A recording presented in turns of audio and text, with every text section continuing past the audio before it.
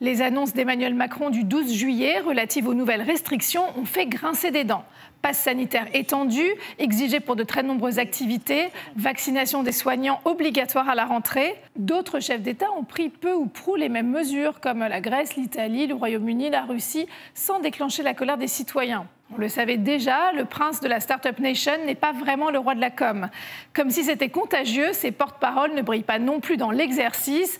Allez, c'est cadeau, on commence par Gabriel Attal, le roi du calembour. Se vacciner, c'est un petit pas pour soi, mais c'est un grand pas pour l'immunité. On se souviendra toute notre vie des désopilantes mascarades de Sibeth Ndiaye. Les Français ne pourront pas acheter de masques dans les pharmacies parce que ce n'est pas nécessaire quand on n'est pas malade. Dès le début de la pandémie, en avril 2020, le média Arrêt sur Image avait établi un classement de 7 chefs de l'exécutif concernant l'accès aux journalistes. Emmanuel Macron était arrivé bon dernier. Les autres dirigeants organisaient quasiment tous de vraies conférences de presse lors desquelles ils étaient interviewés par des journalistes. Au Canada, Justin Trudeau convoque les journalistes en présentiel et leur répond. Aux États-Unis, même hostile aux médias, Donald Trump tenait des points presse réguliers en présence de journalistes qui pouvaient poser des questions, même si ces rendez-vous tournaient vite à la bataille rangée ou au discours lunaire de l'ancien président. Joe Biden organise également des conférences de presse durant lesquelles il accepte une ou plusieurs questions de journalistes. Même chose pour Angela Merkel. Et fait notable, la chancelière sait reconnaître ses erreurs. Elle avait demandé la fermeture des commerces et l'interdiction des locations de vacances à Pâques. Elle a rétropédalé et s'en est immédiatement excusée en toute humilité. Une erreur doit être appelée une erreur et plus important encore, elle doit être corrigée, si possible à temps. Je sais que cette proposition a provoqué une incertitude supplémentaire. Je le regrette profondément et pour cela, je demande pardon à tous les citoyens.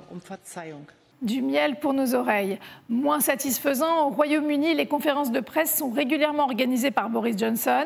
Les journalistes peuvent poser des questions, mais à distance, et ne peuvent donc pas rebondir sur les réponses apportées. Mais Emmanuel Macron a, lui, carrément adopté un tout autre style, le solo. Depuis son entrée en fonction, les relations sont mauvaises avec les médias. Il a déclaré, je cite, « Les journalistes ne m'intéressent pas, ce sont les Français qui m'intéressent ». Socrate dirait « Mais vous êtes français, vous, les journalistes de l'Hexagone, donc Emmanuel Macron devrait s'intéresser à vous ». Eh bien non. Il a écarté nos consoeurs et confrères, il filtre l'accès aux déplacements présidentiels, choisit les journalistes accrédités. Certains événements ne sont pas ouverts aux médias et l'équipe présidentielle tweet alors les vidéos qui confortent l'image du chef de l'État. Bref, ce mandat irrite la profession. Des dizaines de confrères ont été blessés durant les manifestations des Gilets jaunes. 8 ont été convoqués par la DGSI pour leurs enquêtes en 2019. Une loi sur le secret des affaires qui peut entraver la profession a été votée. Le projet de loi sur la sécurité globale qui menaçait la couverture des actions policières a fait défiler les journalistes. Et pour ses communications sur le Covid, Emmanuel Macron se tient seul face à une caméra. Il connaît la réticence d'un grand nombre de Français à accepter la vaccination et la restriction des libertés individuelles, mais il ne cherche pas à en discuter face à la presse. Et une fois l'allocution terminée, il laisse ses porte-paroles et ministres détailler et expliciter l'oracle. Quel courage! Et surtout, cela creuse encore davantage l'écart avec la population. Ah, mais j'oubliais, il y a tout de même des analystes politiques auxquels le président a accepté de répondre. Les youtubeurs Carlito et McFly. Ils n'ont pas leur carte de presse, mais savent éviter les sujets qui fâchent. Quelle belle leçon de communication!